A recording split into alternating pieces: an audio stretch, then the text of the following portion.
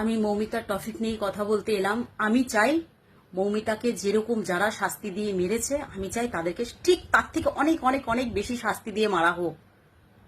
কারণ ওরা হচ্ছে অসুর। সবাই সব ছেলেরা কিন্তু রাম নয়। এ হচ্ছে রাবণ জাতের লোক। এদেরকে দুনিয়া থেকে সরিয়ে দিতে হবে, না হলে এদের মতো লোকজন থাকলে ভালো মানুষেরও বদনাম হয়ে যাবে, ভালো ভালো ঘর নষ্ট হয়ে যাবে, ভালো ভালো ছেলে মেয়েরা নষ্ট হয়ে যাবে, ভালো ভালো মেধাবী স্টুডেন্টগুলো নষ্ট হয়ে যাবে। এই ঘুষ নিয়ে মানুষকে ডাক্তারি পাশ করিয়ে দিচ্ছে। এখন হসপিটালে গেলে দেখতে পান যে আগে ডাক্তার দেখলে পরে একটু প্রেসক্রিপশন করে দিত, বিল মেডিসিন লিখে দিত, ব্যাস হয়ে যেত, রোগ ঠিক হয়ে যেত।